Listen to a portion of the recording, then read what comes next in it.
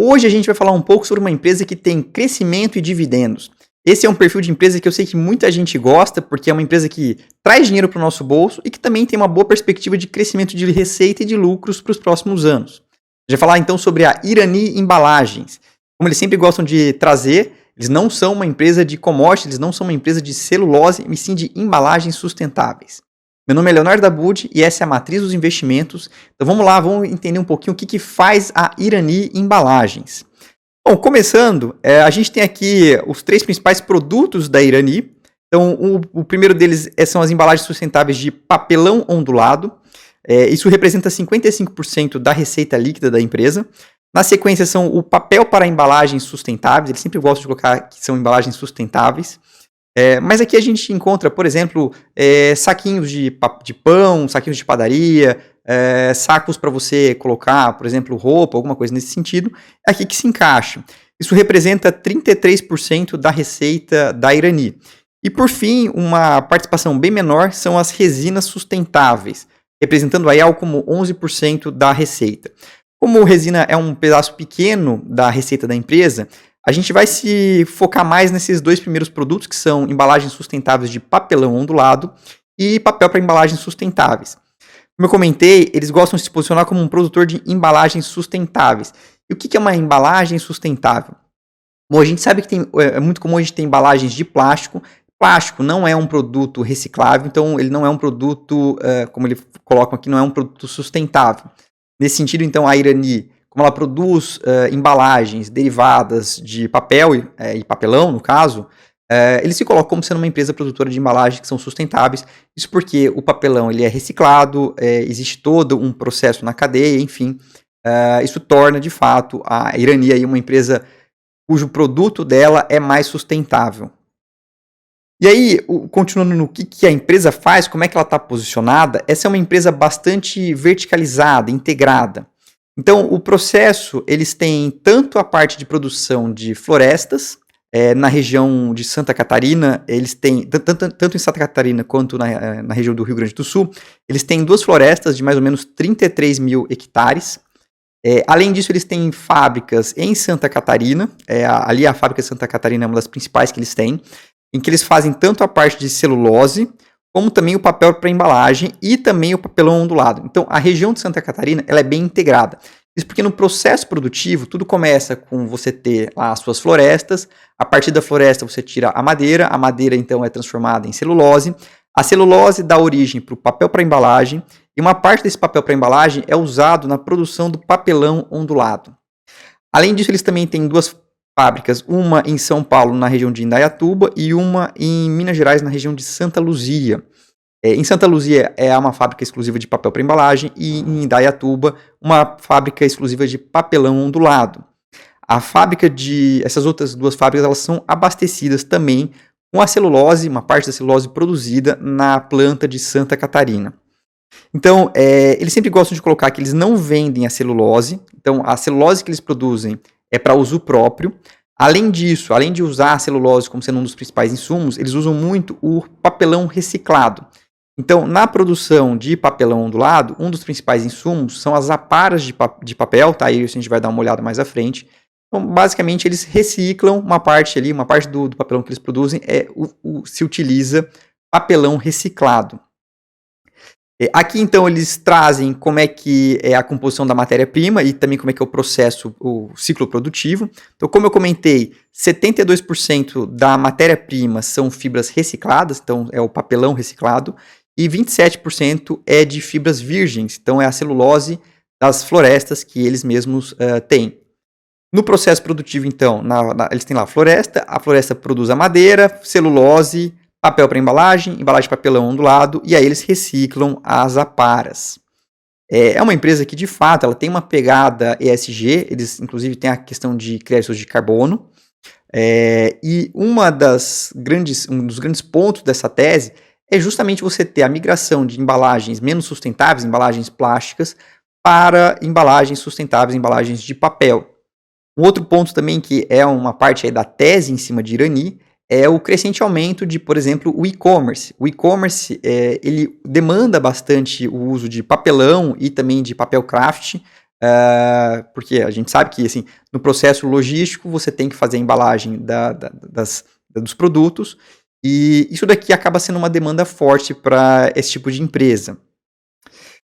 Falando sobre a receita, como eu havia comentado, isso aqui é tanto do segundo trimestre de 21 como do segundo trimestre de 22, houve uma mudança muito pequena, mas a gente vê aí que embalagens é 54%, papel 35% e resinas, que é a menor parcela ali, são 11% da receita. Falando sobre custos, isso aqui é uma parte muito importante, porque as aparas representam 22% do custo da empresa hoje, mas durante a pandemia eles tiveram um problema muito sério com as aparas. O que é a apara? Né? A apara é o papelão reciclado, tá? É o papelão que vai ser reciclado. E o que acontece é que boa parte daquele papelão ele é coletado através daqueles catadores. E durante a pandemia os catadores não conseguiam fazer o processo de coleta das embalagens e aí teve um problema de disparada no preço das aparas. Um outro ponto é que eles têm um custo fixo razoavelmente grande, né? Então 35% do custo deles é custo fixo. Isso significa que quando eles estão operando em uma capacidade máxima, como é o que tem acontecido agora, eles conseguem diluir melhor esse custo fixo. E não só isso, quando você tem um aumento dos preços do papelão, que é o que eles vendem, esse custo fixo ele é ainda mais diluído. Então, se o papelão sobe, o custo fixo não acompanha, e aí a margem da empresa melhora, que de fato é o que tem acontecido nos últimos 2 anos.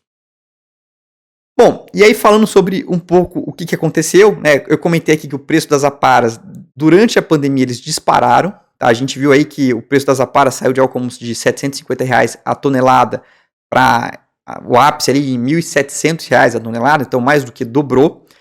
Depois disso, a gente tem visto um recuo do preço das aparas, então depois desse pico lá durante a pandemia, a gente já viu o preço das aparas retornando para uma média histórica, tá? Mas o que acabou acontecendo foi que a alta das aparas foi repassada para os preços. Então, a gente pode perceber que a receita da Irani, ela disparou aí ao longo de 21 e 22.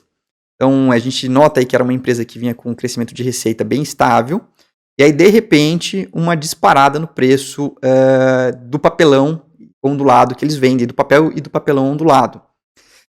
E aqui acho que já surge a primeira grande dúvida que o mercado tem levantado a respeito da Irani. Tá? Então, dúvida, o preço do papelão tende a voltar?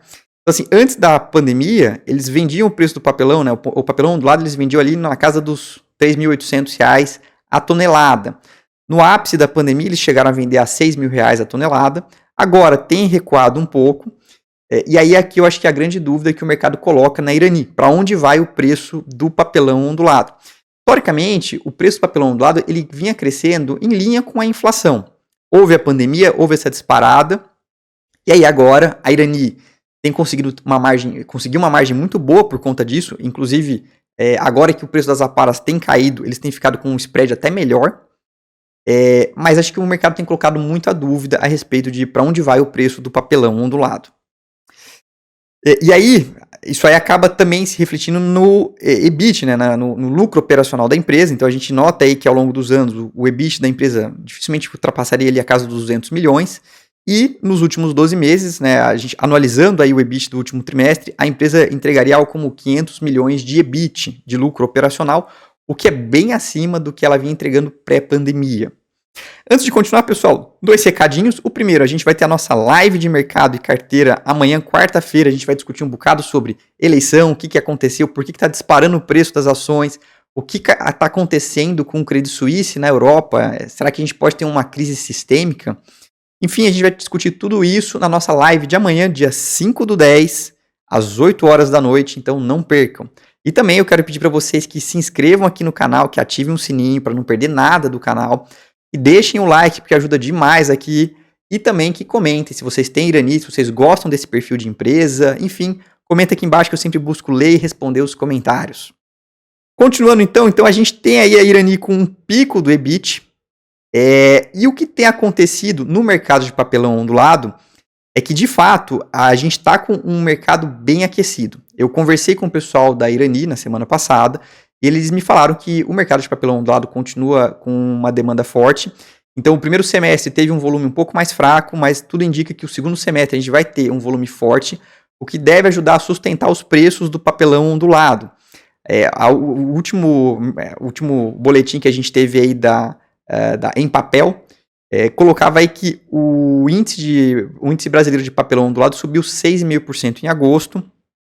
Então, assim, a gente está com um mercado, uma demanda forte, e que a oferta ela não consegue acompanhar tanto. Isso ajuda a sustentar os preços de papelão do lado para cima. Me parece que o segundo semestre ainda continua bom para a Irani. Mas, assim, eu acho que aqui é o grande ponto de atenção hoje do mercado, para onde vai o preço do papelão ondulado. Será que ele vai convergir para os preços anteriores da pandemia? Eu acredito que em algum momento sim, isso deve acontecer, porque é difícil uma empresa de um mercado que não tem grandes barreiras de entrada conseguir sustentar níveis de rentabilidade como eles têm conseguido entregar. Mas eu não acho que isso aí aconteça tão rápido quanto o mercado tem colocado no preço do papel. E aí acho que o primeiro grande ponto da Irani, tá, depois desse aumento do preço do papelão ondulado, é a plataforma Gaia.